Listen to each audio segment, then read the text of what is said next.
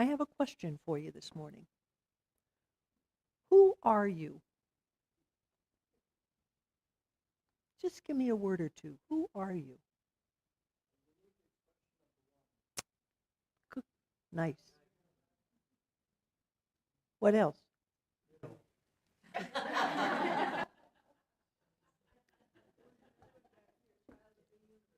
A child of the universe. Pure positive potentiality. What? Love. Friendly. A mother. Life. A traveler. I didn't hear it. A friend. Strength. A loving human being.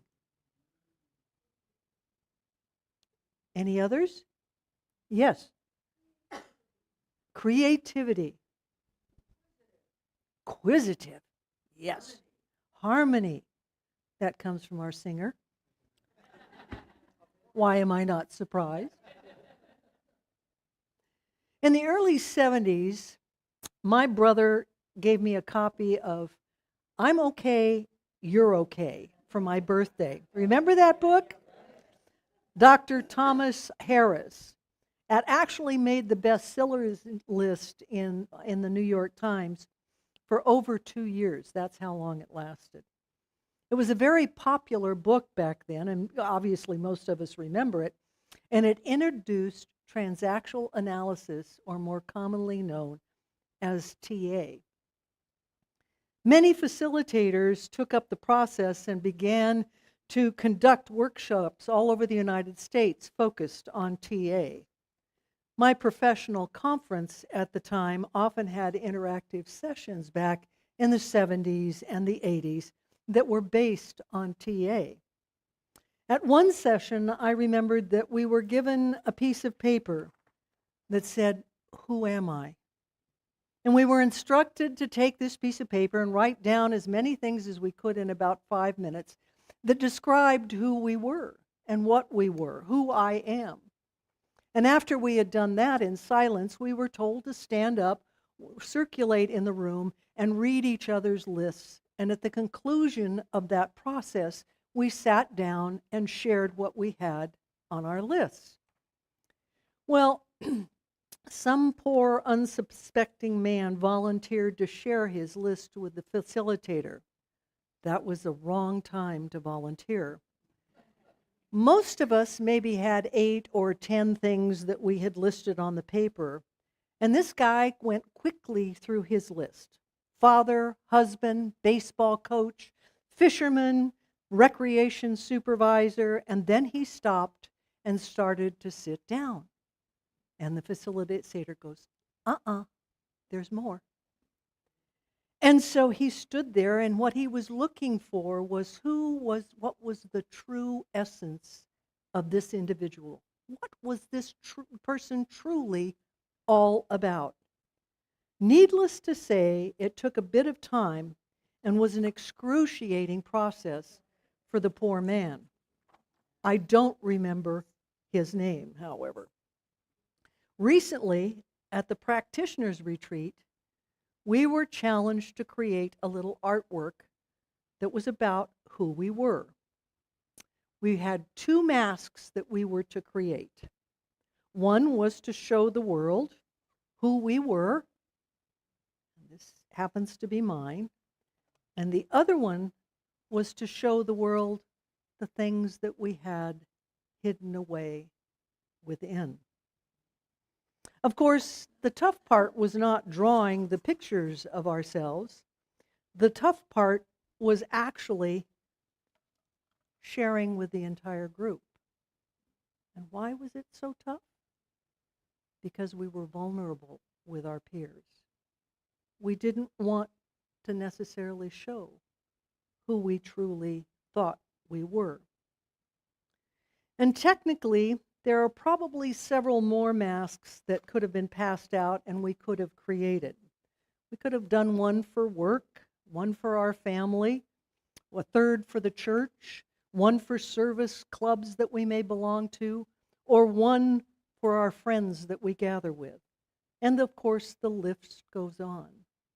See, we shift who we are depending on who we're with.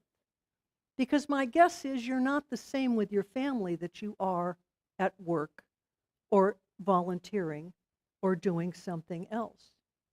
Now, in the book that I mentioned earlier by Paul Sillig, Alchemy, which is an excellent book, and I strongly encourage you to get it and read it, it explains many reasons why people wear invisible masks or don't share their true self. First, we feel obligated to be who we think we are. We seek to be our own idea of what we should be. Note the word should be. Shoulds and shouldn'ts are our own future expectations. Sillig reminds us that regardless of the shoulds and shouldn'ts that we have chosen to embrace, God is always one with us. Spirit doesn't create our lists of shoulds and shouldn'ts. We do. We seem to have our own personal idea of what our life and who we are and what it should look like. Some of the shoulds we came to believe as children because of adult influences and expectations. I'll never forget the first day my parents drove me to Linden School, which is now the district offices, and for kindergarten. And as we drove along, my mother and dad both said, "Now don't forget, someday you're going to college, Eileen." At 5, I had no concept of what college was, let alone what kindergarten was. But it became a list of shoulds and shouldn'ts for my education for the next 16 years. Our identities are not who we truly are. Sillig gives the example of the fish that comes from the ocean that lives in a tank in your house. The fish has never known the ocean since it was created in a tank at a store. The fish has never even seen the ocean, and yet it is a product of the ocean since it was created in that tank.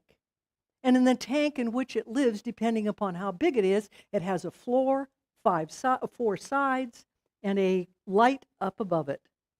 And maybe, if it's lucky, there might be a little castle or a little crag or something at the bottom dug into the sand for the fish to swim in and out of. That's its whole entire life. And once or twice a day, somebody comes along and drops a couple of flakes in the tank to feed them.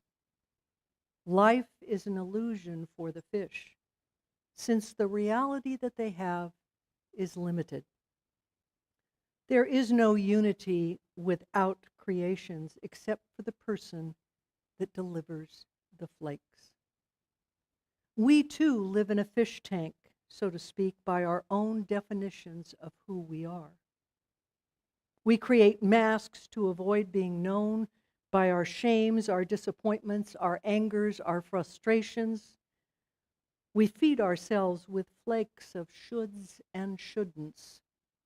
We create masks that continue to hide us, not only from others, but from ourselves. We give labels to ourselves and others that tend to box us in. Those labels provide a definition of who others think and believe we should be. Think of the labels that you mentioned here this morning. Father, mother, love. You gave yourself a plethora of definition. The list is endless, but each and every word we use defines us and creates a mental picture in another person's mind, so they may begin to think of us only in a given way. While the words that you uttered this morning were safe, what would have happened if someone would have said Nazi, fascist, drug addict, felon, pedophile? You would have immediately created a negative picture in your mind and with your own definitions decided that these were people that probably probably you didn't want to know in the future. So just why is it so important to understand and know who we truly are? Because when we understand who we truly came to be here, how truly came here to be, our life begins to shift. In the first chapter of Jeremiah, verses 4 and 5 states, "Then the word of the Lord came to me, saying, Before I formed you in the belly, I knew you, and before you came out of the womb, I sanctified you." We were made holy because before we were even born. And what was that holiness all about? It was the divine truth of who we came here to be. It is the unity and the oneness we have with God and all beings, all of creation. There are no masks that God puts on us before we're born. No shoulds and shouldn'ts are scribbled on our brain when we're still in the womb for us to remember. When we pick up an acorn and marvel at its beauty and what it ultimately produces, the oak tree, we don't say, now, wait a second here, I want you to be a walnut. We may like the meat of the walnut more than the meat of the acorn. However, when the mighty oak tree was planted, it was designed by creation to produce acorns. When a seed is planted, it naturally becomes what the package says on it. A sunflower doesn't become a marigold. It doesn't sit on the cold, damp soil asking what and who am I to be. Instinctively, it already knows. It's in its genes. In our desire to be what we want, we have forgotten our potential. We have forgotten the truth of who we are. And when we have forgotten our truth, we're denying the Spirit within. Remember, Ernest Holmes told us there is one life, that life is God, and that life is our life now. We don't need masks or costumes with God. Author Sillig states, "You are not your personality, you are not your ethnicity, your sexual preferences, you are not your age, you are not your profession, and you may call yourself a princess or a pirate as long as you wish and continue to accrue evidence that this is who you should be, but you do it by denying God." If we choose to return to the Spirit within, the Christ consciousness that we all are one with, then we must begin to ask ourselves some important questions. What is it that I truly value in my life? So often our choices are made based on our list of shoulds and shouldn'ts. We personally give those two words meaning. Nobody else does. Often that meaning is based on a collective of who we think we are. To quote Sillig again, he says, "When you really comprehend meaning, which is inherited value, you can understand that the choices you make to claim things is a meaning predicated, I always have a problem with that word, on your responses to them. This relationship has meaning to me, indicates your values." We decide the values and meanings of any of our relationships with others and things. And when we recognize the divine within, then we begin to recognize God in others and all of creation. Next, we must take a look at a few of our feelings and our emotions. As we begin to ask questions for our relationship with God to deepen, it is very important to ask yourself, how may I know myself better? How may I know God more fully? What energy from past experiences am I holding on to, reinforcing my past identities? What do I need to release? In order to truly answer these questions, we must examine the reasons you have fears and worries and rage and anger. Charles Fillmore of Unity tells us fear is a paralyzer of mental action. It weakens both the mind and the body. It hides the mighty spiritual forces that are always with us. Fear is only cast out by perfect love. Don't forget that what we resist persists. If fear lingers, then worry comes through our thoughts, and then anger and rage follows. And then it recycles all over again and again and again. Fear seeks to control us. Let's just say that for some uncertain reason, you fear you won't have enough money to live comfortably as you continue to age. The more you think about it, the more you worry. The more you continue to attract situations into your life that remind you lack is present in your life. And then the greater fear comes on, and worry and anger rise up within again. Maybe you put off going on a vacation with a friend because it was too expensive, or you resist buying a new car. So then you worry about the car that you're driving that's 15 years old, and all of a sudden you find yourself sinking a lot of money into it to repair it, and the cost is draining your savings. Then the more you think about the car, your anger and your resentment rise up because you would have never been placed in this predicament if they had paid you for your worth for over 20 years. And then the cycle of fear and worry and anger begins again and just keeps it happening in your life. These are all signs of separation. We often call it duality.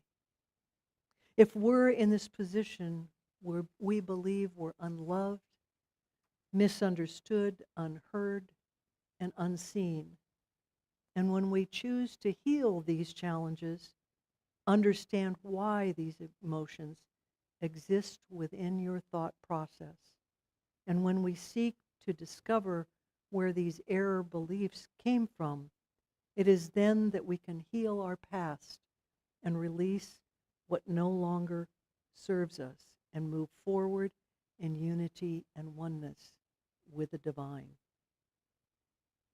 What we are striving for is to rediscover our true self. When we comprehend our true self, we come to the realization that what we are is really one with God. We each decide individually when we're ready to move into that place of discovering our true self. It won't come too soon, and it won't come too late. It'll be just right. We stop denying the divine, and by doing so, we stop denying our own potential and begin to align with our inner truth. When we're living in oneness, we know within that we are never separate from God, even when the challenges arise. In college, I worked for CARD. Every summer, I was a counselor or the director of Camp Shadaka in Upper Bidwell Park. Every session, we would hike the kids from the camp about 1.5 miles up on a path towards Big Bear. And the kids loved to go to Bear Hole, rather, because there was a rope on a tree that they could climb the tree and grab the rope and swing out over the pool and drop in. It was a lifeguard's nightmare. But the kids loved it. And we learned early on that when we took this hike, that we needed to put the little ones in front and the older ones in back, because the older ones walked faster and the little ones who had with their short little legs walked slower. And we didn't want any large holes in the line. So as we would walk along, often we would have and look out and we would discover a 4 to a 5 foot rattlesnake sunning itself across the trail. Or it was hiding in the shade of a boulder that was adjacent to the trail, or under an oak tree whose roots would disrupt the level of the path. The kids were always amazed and, of course, wanted to get closer. Oh, no. We took great pains to make sure we did not disturb them for fear that they would coil and strike. After all, this was their home, their neighborhood, not ours, and we were invading it. I feared the sight of these creatures. I always have been afraid of snakes. And I'd always call for one of the male counselors to come up. They had more courage than me. To the front of the line and deal with it. The thing that always amazed me, though, was when we would go on nature walks, we would often find the long released skin of the rattlesnake. We'd hold it up for the kids to see. We'd hold it up to the sun so that the kids could see through it because it was transparent, it was translucent. And they could see the patterns of the diamond in the discarded skin. And often there was no color in that skin because usually this color stayed with the snake. The kids loved to touch the skin because they always discovered that it was dry. It wasn't slimy like we typically think snakes are. And if we were lucky, we would also find released rattlers, which the snakes actually would let go of 8 to 10 times a year.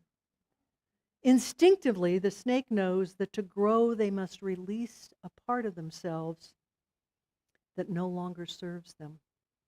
It's like the leaves that release in the fall, like we're experiencing now. They no longer serve them, and so they let them go.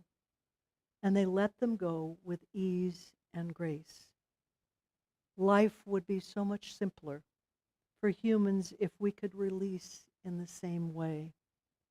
Gently letting go of what is dead or has turned ugly within, to gently move on to that place, to discover where our truth within and create a new life, recognizing the divine that lives within all of us. But we cling to what was. In fear, we hang on to what is no longer working.